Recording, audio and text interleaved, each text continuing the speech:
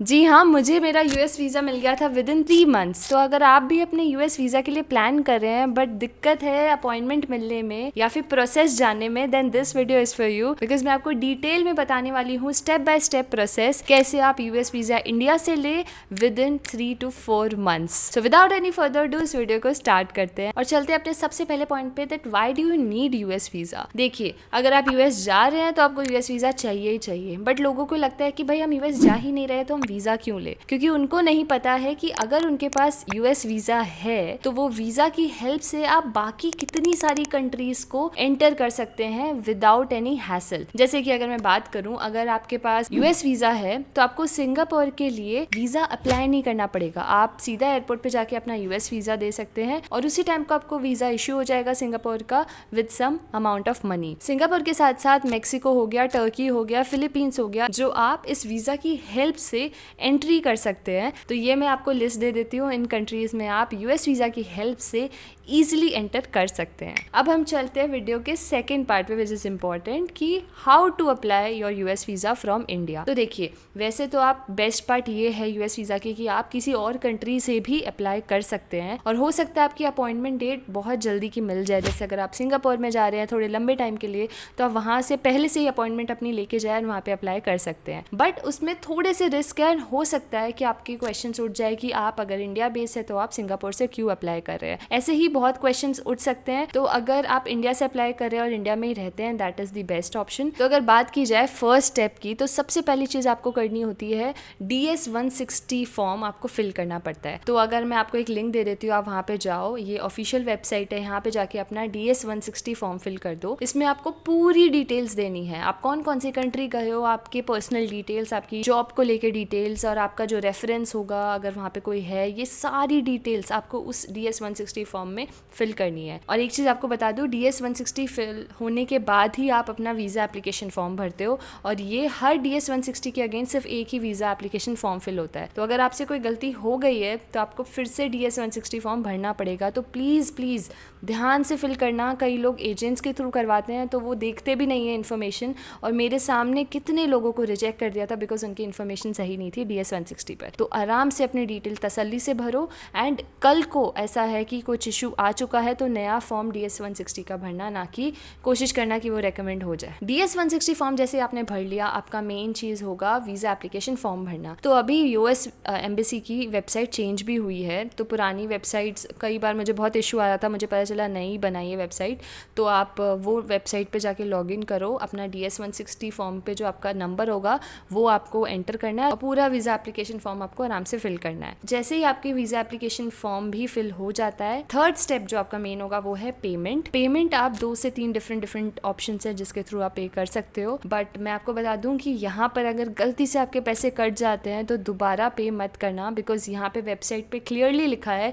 कि अगर आपने 2 बार पेमेंट कर लिया आपको रिफंड नहीं मिलने वाला है। बहुत स्ट्रिक्ट हैं ये लोग, एंड हमारे ट्रांजैक्शन में बहुत बार फेलियर्स हुए थे तो हम काफ़ी डरे हुए थे, और क्योंकि अमाउंट भी काफ़ी बड़ा है, अराउंड 14-15K है, और ये टाइम टू टाइम चेंज हो रहा है। जब मैंने अप्लाई किया था तब 13K था, फिर बढ़ता गया, तो ये बहुत बड़ा अमाउंट है। तो पेमेंट बहुत ध्यान से करना, और कोशिश करना रिफ़्रेश ना करो या आपका फ़ोन ऑन है, OTP आ रहा है, ये बेसिक जो हाइजीन चेक्स होते हैं ये कर लेना बिफोर योर पेमेंट। पेमेंट के बाद आपका फोर्थ और जो इंपॉर्टेंट स्टेप आता है वो है अपॉइंटमेंट। तो अपॉइंटमेंट आपको इसमें 2 लेनी पड़ती है। फर्स्ट अपॉइंटमेंट होती है जिसमें आपका सिर्फ फिंगरप्रिंट और आपकी फ़ोटो ली जाती है, बायोमेट्रिक बेसिकली लिया जाता है। तो ये आपकी एक अपॉइंटमेंट होता है, और ये हमेशा अपॉइंटमेंट आपका फर्स्ट होता है। इसके होने के बाद ही मेन आपका इंटरव्यू वाला जो अपॉइंटमेंट होता है, जिसमें आप एम्बेसी वालों के पास जाते हैं, आपका इंटरव्यू होता है, वो होता है। तो हमेशा एम्बेसी इंटरव्यू से पहले ही आपको अपना मिनिमम आपका शायद 2 या 3 दिन होता है, उससे पहले आपको कर लेना चाहिए। वैसे तो थोड़ा और जल्दी हो जाए तो भी बेटर रहेगा। तो फर्स्ट और सेकंड अपॉइंटमेंट में आप कम से कम 3 से 4 दिन का गैप रखते हुए अपनी स्केड्यूल कर लेना। तो जैसे ही आपको अपॉइंटमेंट मिल जाएगी आपको ईमेल आ जाएगा आपके पास, आप देख सकते हैं आपकी अपॉइंटमेंट फिक्स हो चुकी है, आपने सारे डिटेल्स भर लिए, आप सबको चेक कर लीजिएगा। तो अब हम चलते हैं अपने नेक्स्ट पॉइंट पे कि भाई उन दिन में आपको कौन कौन से डॉक्यूमेंट्स लेके जाने हैं।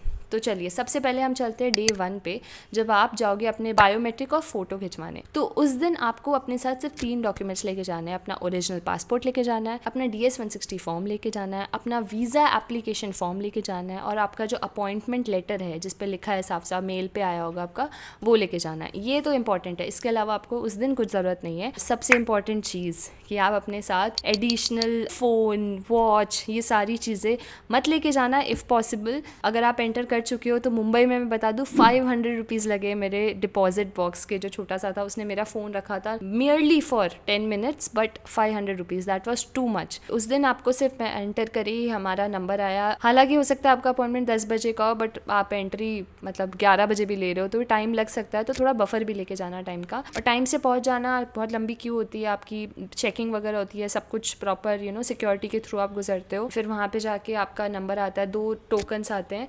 2 टोकन लेने के बाद में आपका मेन आप जाओगे, वहाँ पे बस आपकी एक फ़ोटो क्लिक होगी, आपको फिंगरप्रिंट अपने देने हैं, और उससे जस्ट पहले जो टोकन मिलता है तब वो आपसे बेसिक डिटेल्स पूछते हैं। वो आपका DS-160 फॉर्म चेक करते हैं, सारी इन्फॉर्मेशन मैच करते हैं कि अपॉइंटमेंट थी नहीं थी, सब कुछ मिल जाता है। इस तरह से अपना पासपोर्ट डिलीवरी एक्सपेक्ट करवाया है, लाइक आप वहाँ से कलेक्ट करने वाले हैं या आपके यहाँ पे कुरियर होने वाला है, ये सारी चीज़ें वहीं पे आपको वो पेस्ट कर देते हैं पासपोर्ट के पीछे, ताकि जब आप नेक्स्ट टाइम आओगे इंटरव्यू के लिए वो सारी डिटेल्स वहाँ पे रहेगी, तो उसको आप हटाना मत हो जाने के बाद में। एंड नॉर्मली आपकी फ़ोटो एंड फिंगरप्रिंट, मेरे को 1 घंटा लगा था ये पूरा प्रोसेस करके, and I was free that day. ये था डे 1, जिस दिन आपने फिंगरप्रिंट के लिए अप्लाई किया अपना अपॉइंटमेंट।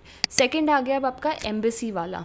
ये दिन थोड़ा सा ट्रिकी है, बिकॉज आपको उसके साथ साथ सपोर्टिंग डॉक्यूमेंट्स भी लेके जाने हैं। तो जैसे कि ये सारे मैंने डॉक्यूमेंट्स बताए, DS-160, visa form, appointment, passport सारे लेके जाने हैं। हो सकता है आपके पास 4 पासपोर्ट है तो करंट नहीं, आपको 4 के 4 सारे पासपोर्ट्स लेके जाने हैं। ये तो आपके बेसिक डॉक्यूमेंट्स हो गए। उसके साथ साथ आता है सपोर्टिंग डॉक्यूमेंट्स। तो सपोर्टिंग डॉक्यूमेंट्स बहुत वैरी करता है फ्रॉम पर्सन टू पर्सन। जैसे आपके, अगर आप जॉब करते हैं तो आपके जो एम्प्लॉयमेंट की जितनी भी डिटेल्स है, चाहे आपकी वो पे स्लिप है, चाहे आपका वो एम्प्लॉयमेंट लेटर है, चाहे वो आपकी जब छुट्टी अप्लाई करो वो है, ये सारी चीज़ें आपको लेके जानी चाहिए। एंड सेकेंड आता है आपके फ़्लाइट्स। वैसे तो ये लोग फ़्लाइट्स और स्टेज नहीं मांगते हैं, बट अगर आप बेसिक उनको बता दें कि हाँ मैं ये होटल में रुकने वाला हूँ, कौन सी बेसिक सिटी है, कौन से होटल्स है जो मैं सोच रहा हूँ, इसकी आप एक पेपर पे आइटनरी सी बना लीजिए कि डे 1 मैं ये प्लान कर रहा हूँ, डे 2, डे 3, जितना भी आपका एक कवर लेटर होगा उसमें आप, कवर लेटर में तो आप एम्बेसी को स्टेट करेंगे कि आप क्यों जाना चाहते हैं, आप क्या करते हैं, आपका पासपोर्ट नंबर, एम्प्लॉयमेंट, ये सारी चीज़ें।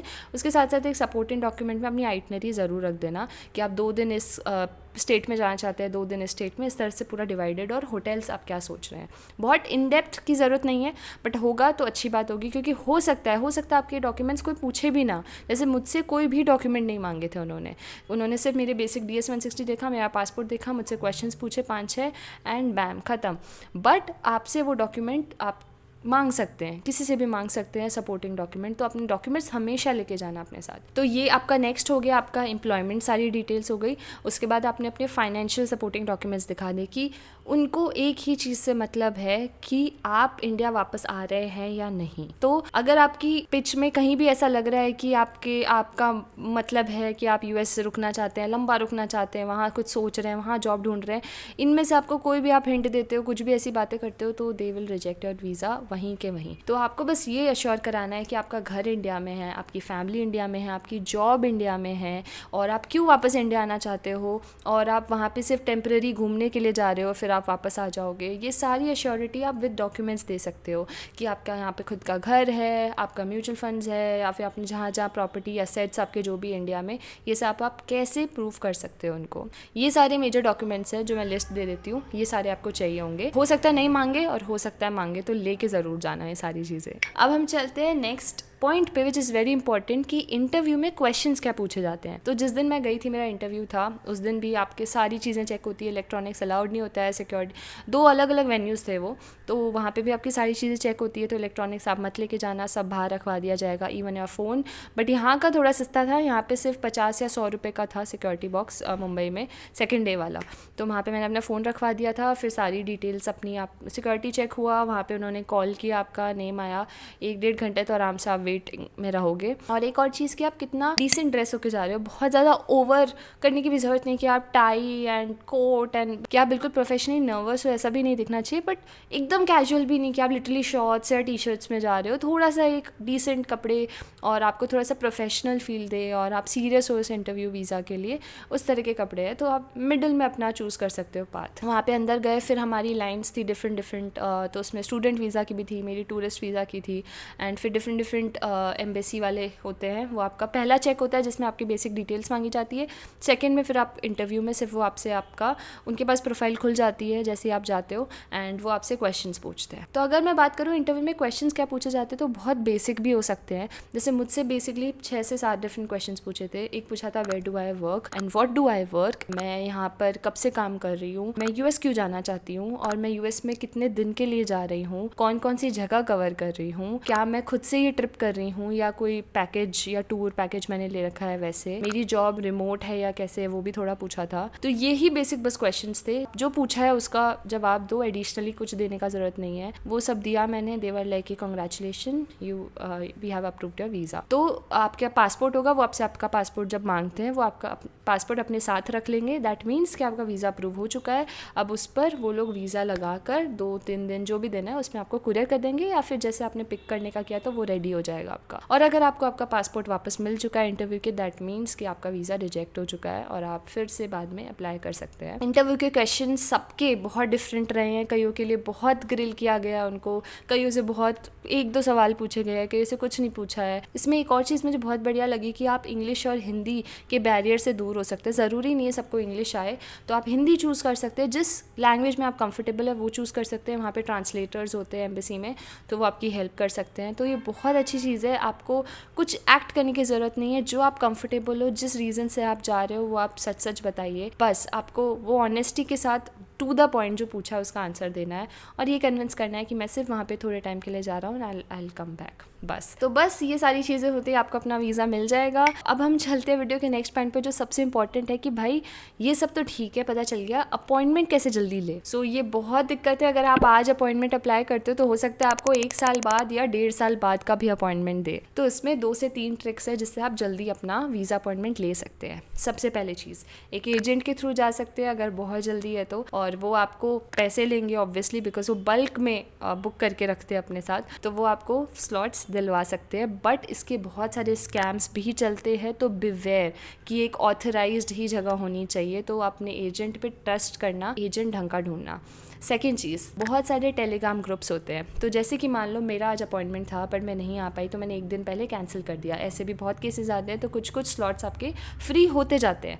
बट वो टेलीग्राम ग्रुप्स आपको बता देते हैं एडवांस में, ये जैसे लिस्ट है टेलीग्राम ग्रुप की कि कब कब स्लॉट खाली हुए हैं, बट वो बहुत माइन्यूट मिनट्स या सेकेंड्स के लिए होते हैं। तो आपको बहुत क्विक होना है उसमें अप्लाई करने के लिए, जैसे आपको कोई नोटिफिकेशन या अपडेट आता है। बट इन ग्रुप्स पे भी स्कैम्स बहुत होते हैं, तो मैं डिस्क्लेमर देना चाहती हूँ कि please be sensible and unreasonable amount किसी भी एजेंट को, किसी भी बंदे को देने की ज़रूरत नहीं है जो आपको कमिट कर रहा हो कि हमने आपका ये करवा दिया है, वो करवा दिया है। आप मार्केट स्टडी करके, अगर रीजनेबल एजेंट है, वो आपसे उतना पैसा मांग रहा है, फिर भी ठीक है, बट थोड़ा सा आप सोच समझ के करना। थर्ड थिंग, जैसे कि मैंने आपको शुरू में बताया था कि आप किसी और कंट्री से भी जाके अप्लाई कर सकते हो, और वहाँ की वीज़ा मिलने की, जो अपॉइंटमेंट मिलने की जो डेट्स होती है वो बहुत जल्दी होती है एंड बहुत ईजिली आपको मिल जाता है। तो ये आपके लिए बहुत हेल्पफुल रहेगा। लास्ट चीज़ है जो मेरे साथ हुआ और मैंने बहुत बार अप्लाई किया और मेरे को बहुत फ़ायदा मिला, और वो था कि मैं लेट नाइट अराउंड 12 और 1 और 2 ये जो स्लॉट है इसमें अप्लाई करती थी अपना वीज़ा। तो ये टाइम ऐसा होता था कि मेरे को रैंडमली स्लॉट्स मैं क्लिक कर रही हूँ, मुझे दिखा।